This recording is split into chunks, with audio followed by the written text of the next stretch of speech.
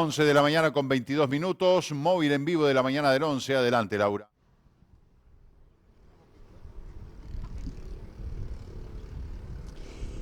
Gracias, Marta.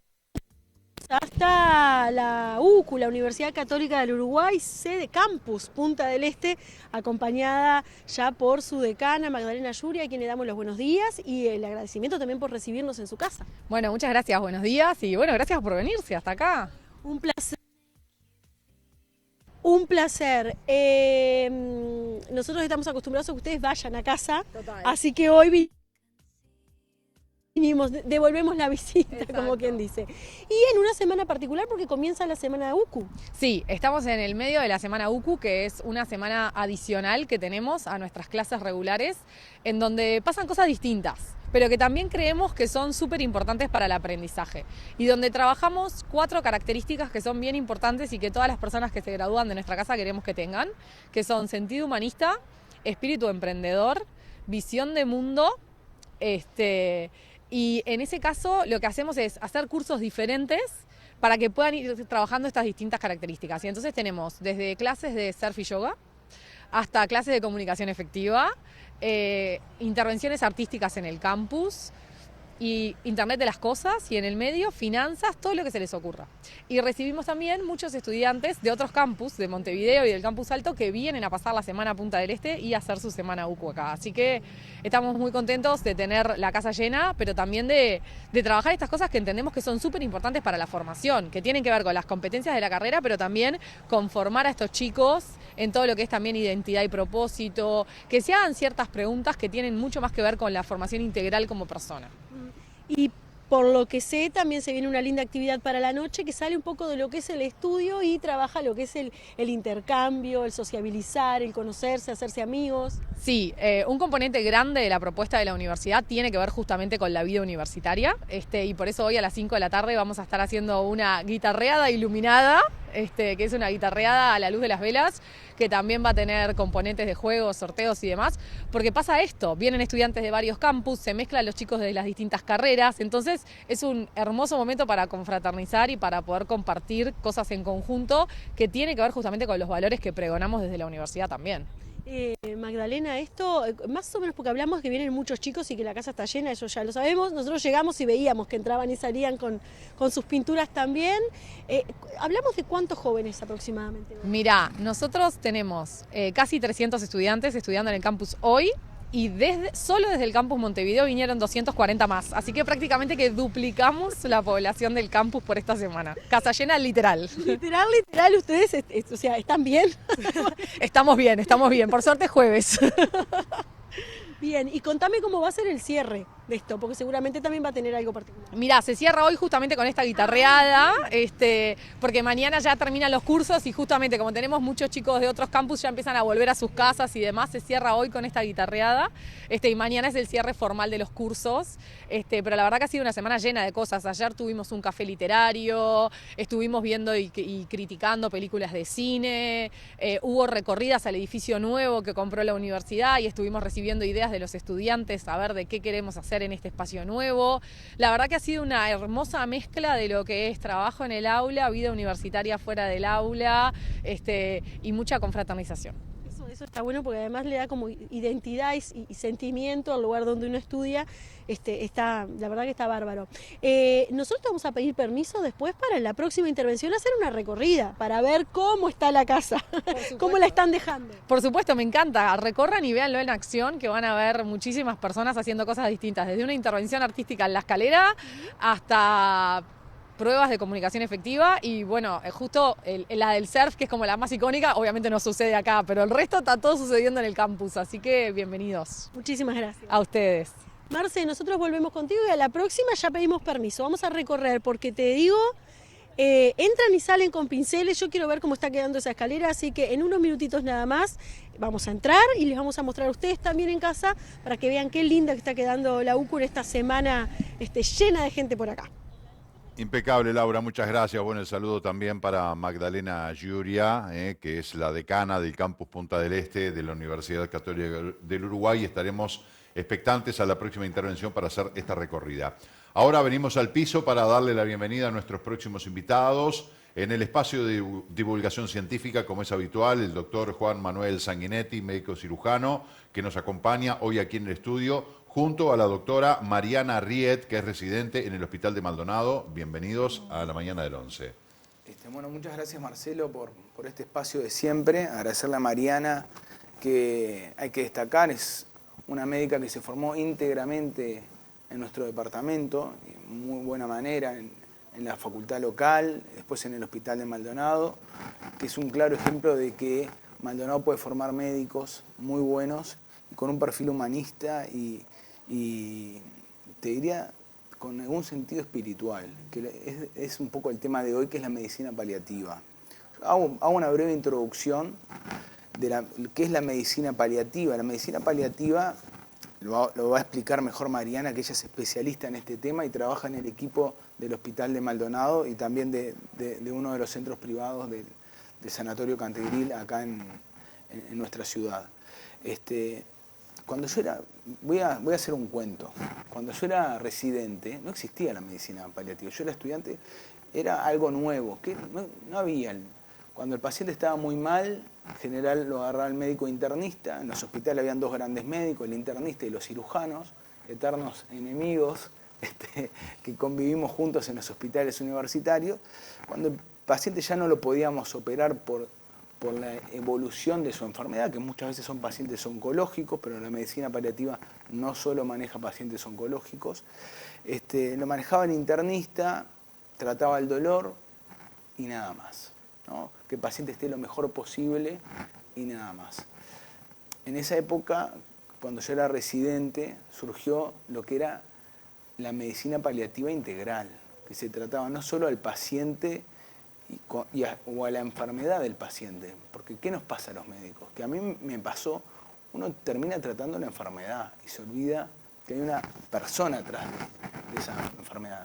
Los médicos, debido al trajín y a la cantidad de información, y sobre todo los técnicos o los especialistas quirúrgicos, pasa mucho, que tenés que absorber mucha información en poco tiempo, te olvidas de verle los ojos al paciente, de preguntarle el nombre, de preguntarle de dónde es, con quién vive, ¿no? ¿Qué sostén social o familiar tiene? Que eso es muy importante. ¿Y no tienen obligación los médicos de hacer eso? Bueno, por supuesto que sí, pero se va perdiendo. Uno lo va perdiendo, porque uno va el oftalmólogo, tú vas al oftalmólogo, y si el oftalmólogo empieza a decir, bueno, ¿con quién vivís? No, mire, yo vengo quiero hacerme los lentes. Y bueno, uno como especialista después termina yendo, prácticamente hace 2 o 3 preguntas y va a lo que le interesa de su especialidad. Y esa compartimentación de la medicina termina deshumanizando un poco la medicina. Y hoy hay un cambio de la medicina, hay un cambio del paradigma a pedido de la población y a pedido también de las nuevas generaciones de médicos que tratan de hacer una cirugía más humana. Ahí surgió la medicina paliativa, que trata al paciente con una enfermedad avanzada, donde nosotros a veces ya no podemos, sabemos que no lo vamos a curar al paciente, o un dolor crónico, no solo pacientes oncológicos, entra el médico de medicina paliativa, que en algún momento fueron oncólogos e internistas, médicos generales, y hoy en día es una especialidad que en Novelar son de 2 años, pero hay diferentes lugares donde se pueden formar los médicos, es una verdadera especialidad, que trata al paciente en forma integral, al paciente, a la familia, al entorno, y no solo trata la enfermedad, sino que yo leyendo para hablar hoy de este tema, ve al paciente desde la espiritualidad. Y eso me pareció algo muy importante. Cuando uno dice espiritualidad, no dice religión. La espiritualidad es la creencia, es lo que siente el paciente, lo que le pasa al paciente, lo que piensa que le va a pasar. Entonces, esa continencia integral de la familia, la enfermedad, el paciente y la atención psicológica, porque en estos equipos hay psicólogos, y la espiritualidad, me parece que realmente generó un cambio en la etapa final de la vida, muchas veces, o en esos pacientes que tienen una enfermedad crónica, dolores crónicos, que sabemos que no los vamos a poder solucionar, pero gracias a equipos como los que está Mariana, pueden solucionar, pueden manejar estos pacientes. Doctora, ¿qué son los cuidados paliativos? Una definición para que todos los podamos entender, más allá de lo que dijo el doctor Sanguinetti. ¿Y cuál es el límite? ¿Hasta dónde puede llegar un cuidado paliativo? Bueno, en primer lugar, muchas gracias a los dos por la invitación. Como bien dijo Juan perfectamente, es el abordaje integral del paciente, ¿no? Cuando un paciente tiene el diagnóstico de una enfermedad, que a nosotros no nos gusta mucho usar el término terminalidad, porque todos somos terminales, ¿no? La vida es terminal, pero cuando hay un diagnóstico de una enfermedad que no es curable, que hay una enfermedad o crónica que progresa y que va a llevar en riesgo su vida, ahí entran los cuidados paliativos, para abordar esos pacientes que tienen ese diagnóstico de una enfermedad grave en todo su aspecto, ¿no? Controlando los síntomas en lo físico, los médicos, como bien decía Juan, es un tratamiento multidisciplinario. En paliativos es imposible trabajar solo. Los equipos se llaman unidades justamente para que sea un equipo multidisciplinario que aborde ese paciente y esa familia. Siempre trabajamos con ese binomio familia-paciente cuando hay una enfermedad que comprometa su vida. También están los cuidados paliativos pediátricos, que son otro tipo, abordan los niños. Nosotros en los adultos a veces llegamos un poco tarde por las derivaciones, pero los niños llevan un mayor tiempo de seguimiento. Y bueno, nuestro trabajo es eso, abarcar el paciente en todas sus esferas y como bien decía Juan, una de ellas es la espiritualidad, que no es llamar a una religión, y sí a lo que siente el paciente en lo trascendental, que son sus creencias y respetar toda su voluntad desde que él ingresa al servicio hasta que fallece. ¿Y hasta qué punto, desde la mirada clínica, médica, hasta dónde puede llegar el cuidado paliativo? Se me ocurre esta pregunta a raíz de cuando se debatió, y todavía se está debatiendo, los proyectos de ley de eutanasia, que decían, bueno, no, espera, la eutanasia no, porque están los cuidados paliativos. Bueno, pero este proyecto apunta cuando el cuidado paliativo ya lamentablemente no puede hacer nada. No, siempre puede hacer. Se genera un debate allí, una zona gris, donde depende de la opinión del médico, de un legislador, de un paciente o de un ciudadano común. Se genera allí una zona media confusa. ¿Cómo podrías definirlo tú? Bueno, no existe ese límite para nosotros en el equipo de paliativos, que no tenemos nada que hacer. Siempre tenemos mucho que hacer. Y capaz que el concepto qué hacer es diferente para uno y para otro. Pero el estar en una situación de final de vida que se llama agonía científicamente, no es esa agonía de sufrimiento. Son los últimos días de vida, estar ahí conteniendo esa familia, con que el paciente pueda estar en su domicilio, porque nosotros buscamos a que los pacientes fallezcan en su domicilio cuando eso es posible. Entonces, controlando síntomas, de hecho la mayoría de las veces controlamos todos los síntomas, y en caso de que no sea posible, tenemos una herramienta que es la sedación, que está bueno explicar la diferencia de lo que es la eutanasia y la sedación, que es cuando llegamos a síntomas que son muy difíciles de manejar, que tenemos dosis muy altas de medicación para controlarlos y no podemos, ahí tenemos que bajar un poco lo que es la conciencia del paciente para que no esté viendo su sufrimiento. Pero son muy pocas las veces que nosotros recurrimos a eso, porque cuando el equipo está bien formado, que es la principal base de esto todo, que es la formación, cuando hay una formación buena, una formación correcta, se podemos tratar bien los síntomas y no requerimos la sedación. Y el paciente fallece en su domicilio, acompañamos a su familia y cumplimos toda su voluntad. Por eso, de hecho, siempre tenemos cosas para hacer, ¿no? El famoso cóctel, no tiene que ver con la sedación. No. Pero el famoso cóctel que hoy no se dice pero se aplica y que se está buscando regular a través de este proyecto de ley de eutanasia. ¿Cuál es la diferencia? O sea, para que la persona, obviamente el objetivo siempre es que la persona deje de sufrir. Antes que hable Mariano, hago una acotación. Ese famoso cóctel que hasta los médicos viejos decían, ponele el cóctel lítico. ¿No? En realidad no es un veneno que se ponía antes a los pacientes, sino realmente como no había estos equipos, lo que se le ponía era morfina, que si yo te lo pongo a vos, Marcelo, no te hace nada, capaz que te da un poco de sueño y nada más. Los pacientes que están muy frágiles, uno le pone analgésico, porque la morfina es un analgésico y es muy bueno, y es el mejor tolerado, no tiene techo, o sea que no tenemos como en otros analgésicos dosis, topes. Y lo que hace es disminuir el dolor. Los médicos cuando ponen morfina, porque hay que sacarle ese cuco a la morfina, hay una fractura y se pasarle morfina no, doctor, porque piensa que la morfina lo puede llegar a matar al paciente. La morfina es un analgésico muy seguro, quizás el más seguro, Marcelo, y esto lo tiene que saber la población. Ese fantasma del cóctel y esas cosas en la realidad médica no existe.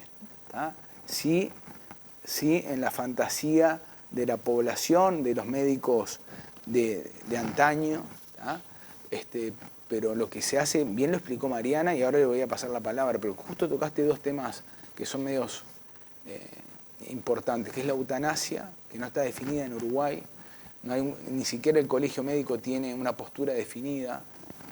Yo, desde lo personal, voy a decir que si hay buenos cuidados paliativos, los casos de necesidad de eutanasia son ínfimos, capaz que 2 en Uruguay. Pueden haber algún caso, pero en 3 millones de personas capaz que hay 1 o 2 que podría ser discutido el tema de la eutanasia, podría ser discutido, pero si uno tiene buenos cuidados paliativos, como explica Mariana, la eutanasia, la gente quiere vivir, todos queremos vivir. Yo no encontré ningún paciente nunca que me diga, no, yo quiero morir. Sí, en todo caso lo que quieren es dejar de sufrir, ¿no? El paciente lo que quiere es no tener dolor, no tener dolor. Entonces, si hay un buen equipo de medicina paliativa, el paciente no tiene dolor. Ahora, los cuidados paliativos, en el grado o en la escala que se necesiten, ¿están contemplados en lo que se llama la canasta de prestaciones? Bueno, de hecho, antes de pasar a lo que es Sí. el programa de gobierno, que ya hace años que está un plan de gobierno de cuidados paliativos, que el 8 de agosto sale la ley de cuidados paliativos, es aprobada en el Senado, pero con respecto a, como bien dijo Juan, al cóctel lítico, eso es un mito, ¿tá? Es un mito que hay que está muy bueno que tú lo hayas tocado, porque siempre tenemos que aclarar, y está bueno que la población sepa que es un mito. Así como la morfina, el mito de la morfina, que la morfina no mata, también es un mito. Y con respecto a la eutanasia, cuando hay cuidados paliativos, y eso es comprobado a nivel mundial, cuando hay buenos cuidados paliativos, ¿qué significa buenos? Son equipos formados y equipos compuestos por todas sus esferas, ¿no?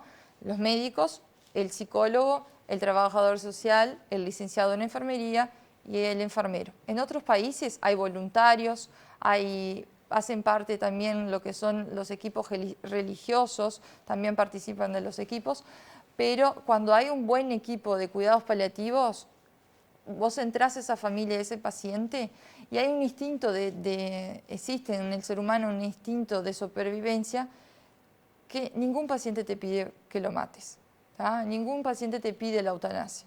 Ellos siempre quieren seguir viviendo. Y nosotros lo que hacemos es yo siempre le digo a mis pacientes, no es una cuestión de cuánto tiempo, y sí de cómo vas a vivir ese tiempo, de la calidad de los días, ¿no? A veces es mejor vivir 2 días bien que vivir 5 mal. Entonces eso es lo que abarca cuidados paliativos y nuestro objetivo, pero solo es posible cuando hay equipos realmente bien formados. Y lo que hace la ley ahora es que está aprobada en el Senado y pasa al Ministerio de Salud Pública, es que todos los prestadores de salud son obligados a prestar un equipo de cuidados paliativos. Y de hecho, ¿Público o privado? Público-privado. De hecho, hay lugares que hay una composición. Cuidados paliativos pediátricos en Maldonado es toda una unidad, público-privado juntos, ¿tá? Y bueno, la población tiene el derecho de exigirlo porque es una ley. Todos tenemos el derecho de ser atendidos por un equipo de paliativos al final de nuestra vida. Capaz. O cuando nos llega una enfermedad muy grave. Pero eso lo determinan los equipos médicos. O sea, yo como paciente no puedo decir, bueno, quiero que a partir de ahora me brinden cuidados paliativos. Eso lo marcan los médicos, Es porque un si no me lo equipo, pueden negar. Claro, en equipo, pero es fundamental que la población sepa que eso existe, que los cuidados paliativos están Y que es un derecho. y que es un derecho. Y que están obligados a prestarlos A públicos prestarlo. y privados.